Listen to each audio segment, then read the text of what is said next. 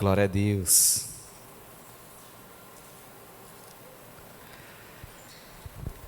Quantos querem receber uma palavra do Senhor nessa noite, aqui nesse lugar, amém? Amém. Vou confessar para vocês que essa é uma palavra que o Senhor confrontou o meu coração durante essa semana. Então, antes de mais nada, essa palavra ela veio ao encontro do meu coração. E Deus falou muito comigo, me confrontou muito com essa palavra. E não dava para ministrar uma outra coisa que não fosse realmente aquilo que Deus estava falando comigo. E eu acredito que vai ministrar a vida de cada um de nós aqui nessa noite. Amém? Quem está comigo, diga amém. Glória a Deus. Quem tem um fogo de Deus aí, menino? Eita glória. Amém. O título dessa mensagem que na verdade é uma pergunta. E uma pergunta já provocativa. Que eu já vou dizer para vocês. E essa palavra está lá em Colossenses, capítulo 1. Que nós já lemos aqui hoje. Começamos lendo uma parte do livro de Colossenses, capítulo 1. E ela diz assim, esse tema: Cristo em vós, a esperança da glória. Cristo em vós, a esperança da glória. Amém?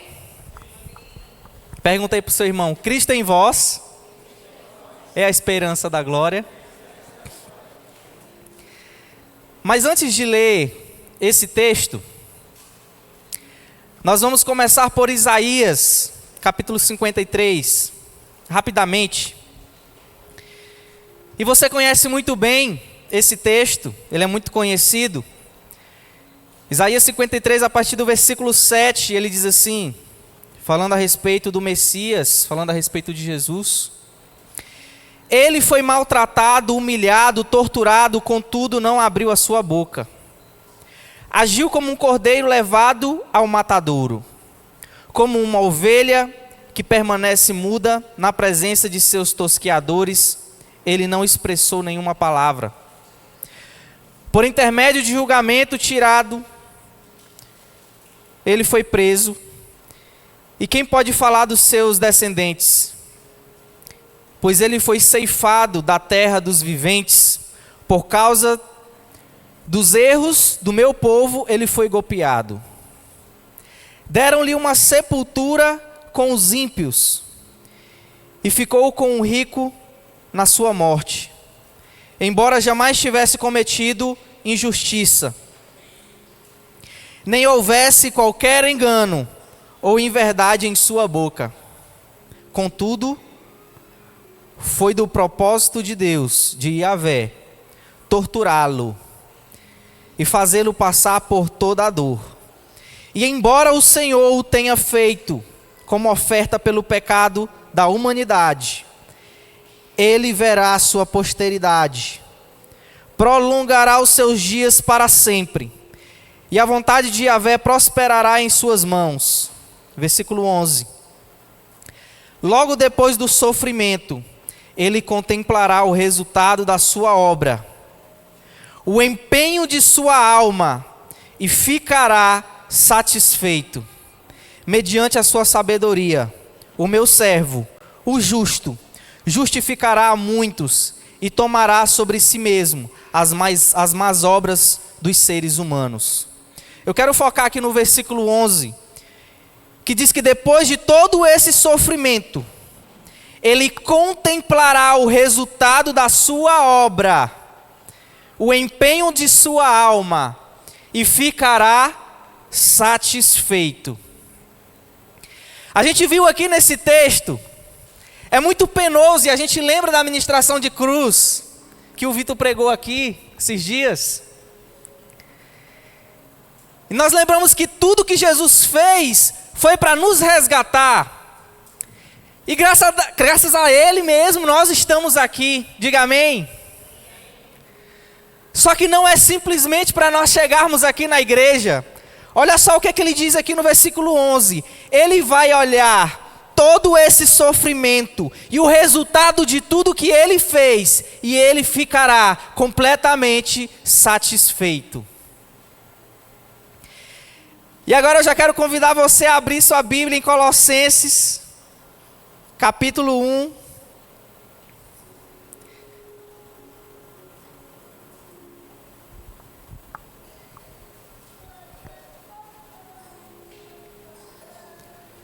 Versículo 26. E diz assim. Amém? Versículo 26.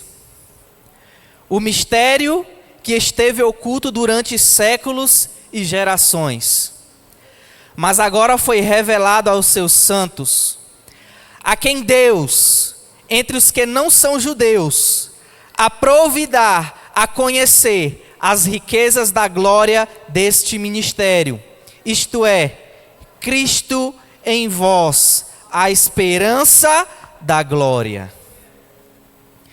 Quem disse isso foi o apóstolo Paulo. E deixa eu perguntar para vocês, dentre os 12 discípulos que andaram com Jesus, Paulo estava entre eles? Paulo estava entre eles? Não estava. E uma das formas de você definir um apóstolo era ter sido escolhido por Jesus, um dos 12 para andar com ele. Mas o próprio apóstolo Paulo se define como apóstolo. E a gente, quando olha a história de Paulo, nós vemos a conversão dele. Nós vemos o encontro que Paulo teve com Jesus, que transformou a sua vida. E logo em seguida nós vemos um rápido discipulado e Paulo já pregando. Não é verdade? Essa é a impressão que nós temos lendo a Bíblia. Mas deixa eu dizer para você uma coisa. Não foi tão simples assim para que o ministério de Paulo tivesse tamanho sucesso e aceitação. Primeiro, havia-se uma desconfiança muito grande de que aquele homem que estava perseguindo a igreja de fato tinha se convertido. Porque, convenhamos, que um homem tão esperto como Paulo era, ele poderia muito bem estar enganando, para que ele pudesse descobrir quem era a liderança, e trazer ainda mais sofrimento, mais prisões, e mais mortes. Então não foi tão simples assim. Paulo precisou ter seu ministério validado por Deus, e ele também precisou passar pelo processo de transformação da sua alma. E sim, Deus o levantou como apóstolo. E mais do que isso, Paulo tem uma singularidade, algo especial, que fazia ele diferente dos outros apóstolos. Primeiro, você vai ver lá em Gálatas, capítulo 2, que enquanto eles estavam reunidos, inclusive com o apóstolo Pedro, Pedro teve vergonha de ter estado sentado com alguns gentios. E Paulo ficou indignado com Pedro. Por que você tem vergonha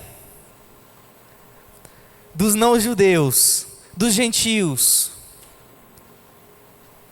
daqueles que têm a circuncisão, não no prepúcio, mas no coração? Paulo foi o apóstolo mais ousado em dizer: eu não vou ficar apenas em Jerusalém, porque o meu Jesus, ele disse que eu precisaria passar por Samaria, Judeia, Jerusalém também, e os confins da terra. E lá estava ele, Paulo, pregando aos colossenses, ensinando as igrejas. E ele estava resumindo o seguinte: esse amor de Deus essa graça que nos alcançou não pode ficar só entre os judeus. Nós precisamos espalhar isso para toda a terra. E por causa de um homem ousado, como o apóstolo Paulo, hoje nós conhecemos o Evangelho. E agora eu quero lembrar você, porque você está aqui, então você provavelmente já foi resgatado por Jesus, ou Ele mesmo separou esse lugar para resgatar você. E eu pergunto, como que foi o dia que Jesus te escolheu? Porque precisa ser o momento mais incrível, mais especial da sua vida. Sabe, um dia, eu não sei se você já ouviu falar sobre a graça preveniente, coisa de teologia, que eu acredito que nem tem tanta relevância assim. Ou a graça irresistível, que diz que se Jesus, Ele dispensou uma certa graça sobre você, é possível então que você o escolha ou não. Mas outros já dizem que se a graça, ela foi levada para você, escolhido de Deus, nunca seria possível você resistir a essa graça. Eu não sei no que você acredita, mas eu sei que essa graça me alcançou. E eu cheguei até aqui. E eu sei que alcançou você também. E nós vimos lá em Isaías 53, que foi muito penoso o que Jesus passou para que Ele mesmo nos encontrasse. E sabe, o Evangelho, ele precisa ser pregado. O Evangelho precisa ser lembrado. O Evangelho precisa ser exalado. Algumas pessoas dizem que o Evangelho é o ABC do crente. Mas na verdade o Evangelho, ele é o A a Z do crente. E por mais veterano que nós sejamos, 5, 10, 15, 20, 50 anos de crente, o Evangelho precisa arrancar a lágrima dos nossos olhos. O Evangelho precisa nos lembrar de onde nós saímos e do que Jesus precisou passar para que nós estivéssemos aqui.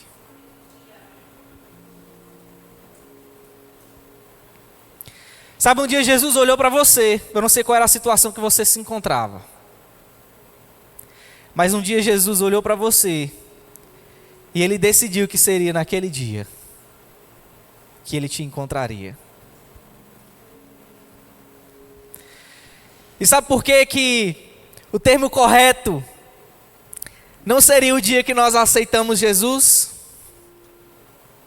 A gente nem vê isso na Bíblia, aceitar Jesus. Na verdade, quem nos aceita é Ele.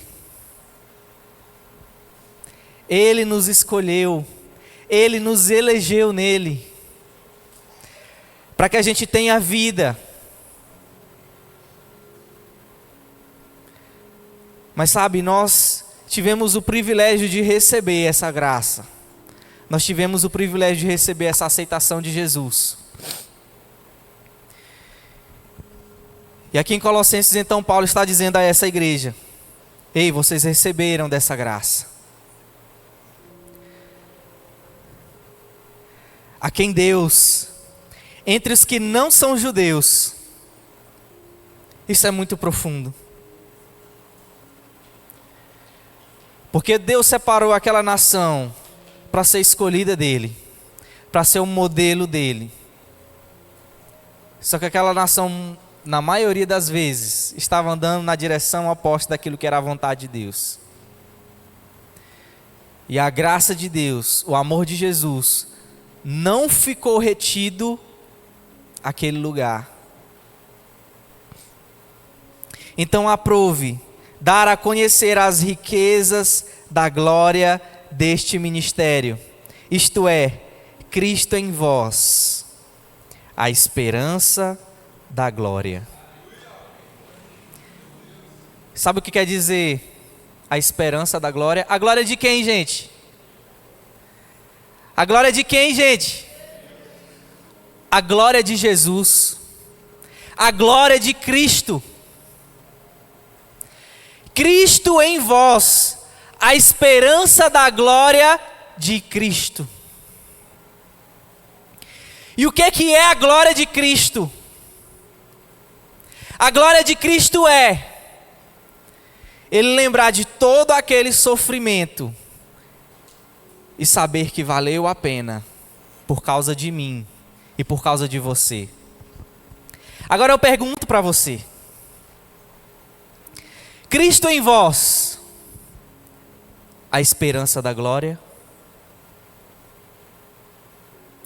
Cristo dentro de você, Cristo dentro de mim, é a esperança da glória?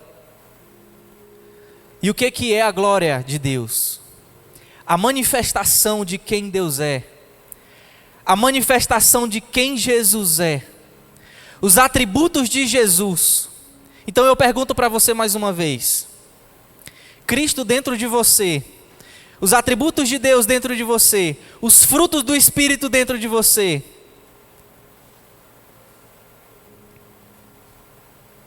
a esperança da glória?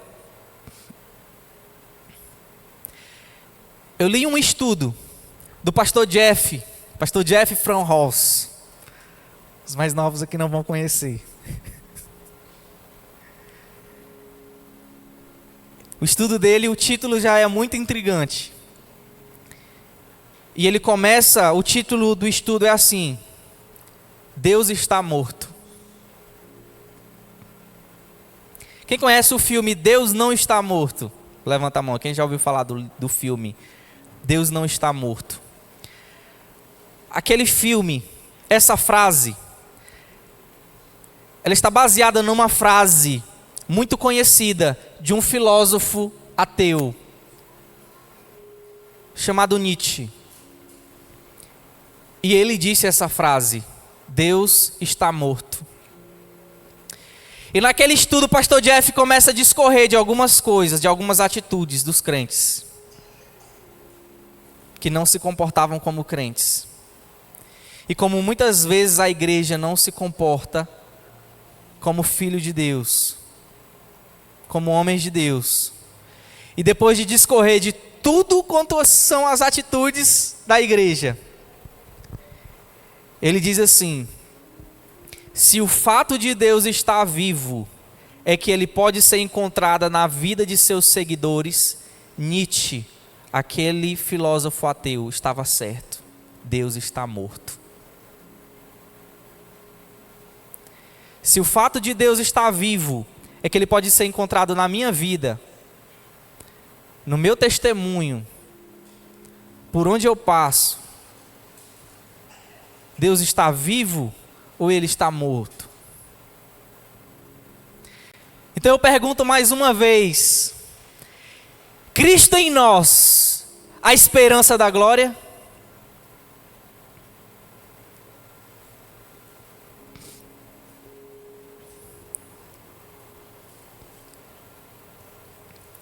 Hebreus capítulo 11, verso 16.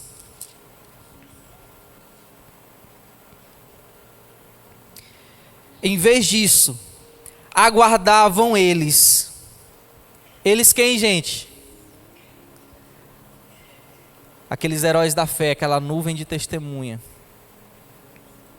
Em vez disso, aguardavam eles pela pátria celeste, ou seja, a pátria celestial. Por esse motivo, Deus não se constrange, não se envergonha de ser conhecido como Deus deles. Eu pergunto para nós, se os nossos nomes podem ser acrescentados junto a esses homens que estão citados aqui em Hebreus. Eu pergunto se os nossos testemunhos podem ser contados aqui no livro de Hebreus.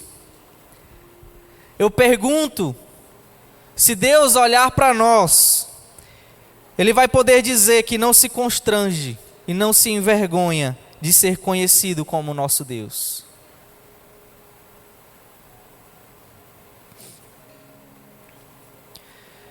Hebreus 11:38.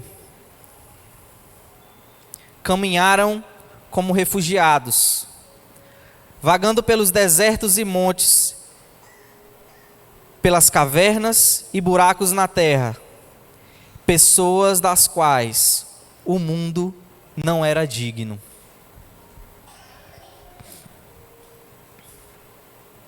Só tem uma forma dessas pessoas não serem dignas do mundo: é fazerem o oposto do que o mundo faz, é viver exatamente o oposto do que o mundo prega, é viver exatamente o contrário daquilo que as pessoas estão fazendo.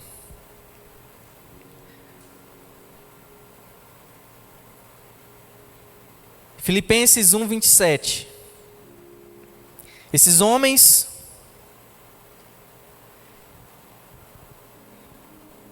eles eram pessoas das quais o mundo não era digno.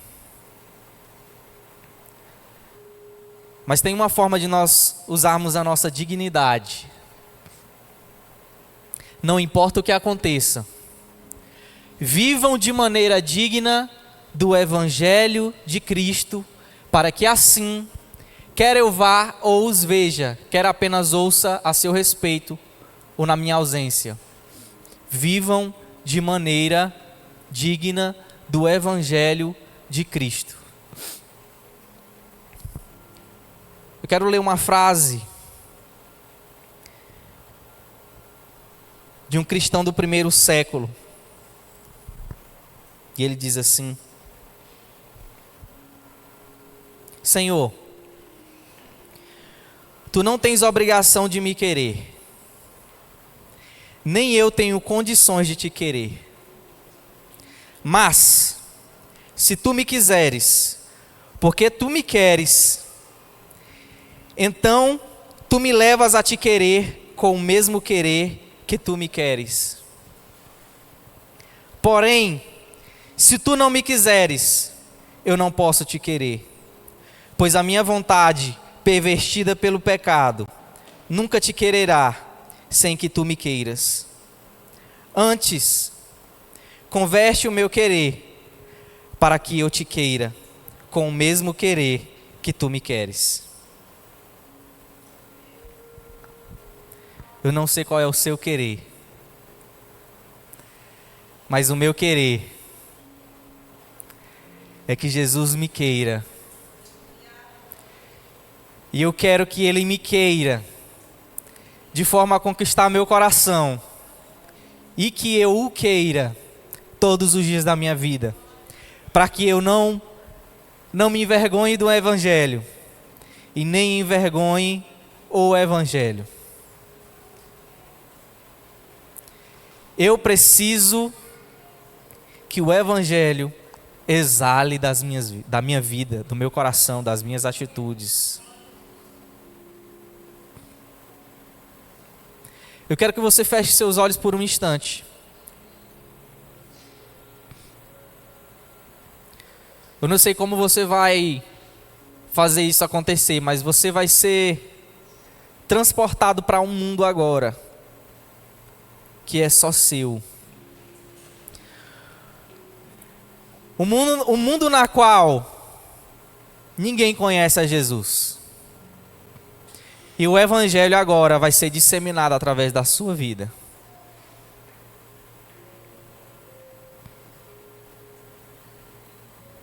Só tem você nesse lugar. E você é a esperança da glória de Cristo. Eu pergunto a você: será possível, em algum tempo, esse lugar conhecer o amor de Jesus? será possível alguém nesse lugar encontrar através da sua vida o amor de Deus.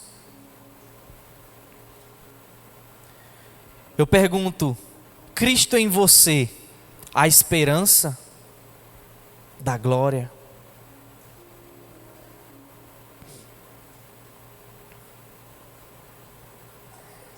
Na verdade é isso.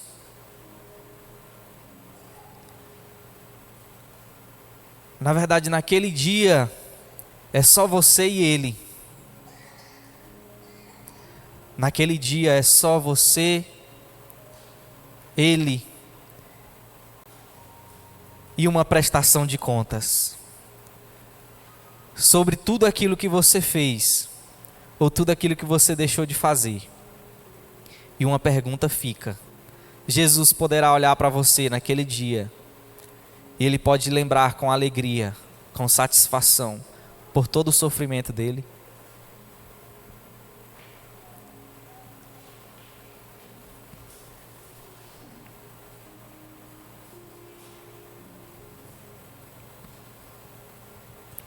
Cristo em nós, a esperança da glória.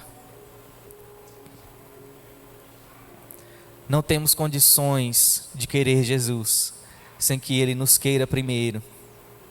Só que Ele já quis. Só que Ele já nos encontrou.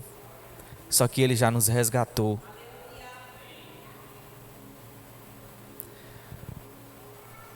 Mas a pergunta é, será que nós já temos? Será que nós temos feito valer a pena todo o sacrifício de Jesus?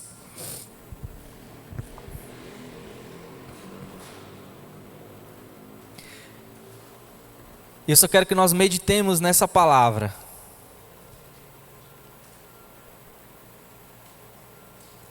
Será que Jesus pode se deleitar nas nossas vidas? Será que nós podemos ser a manifestação da glória de Cristo?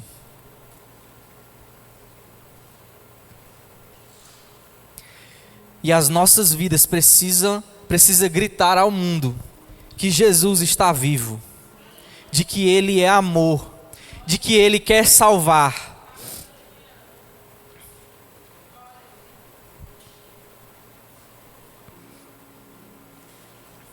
Cristo em nós, a esperança da glória.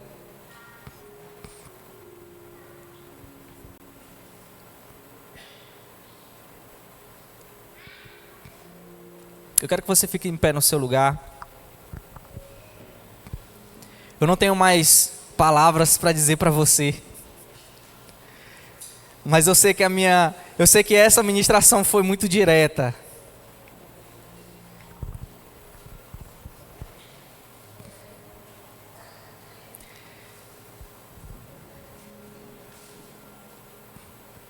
E nós precisamos fazer valer a pena tudo que Jesus já fez por nós. Mas essa palavra eu vou dizer para vocês, ela precisa ser vivida lá fora.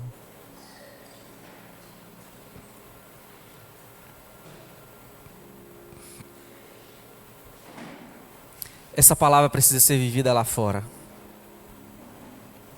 Essa palavra precisa confrontar nossos corações.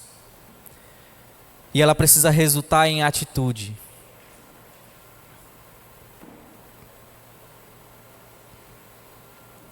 Quero te convidar, feche seus olhos.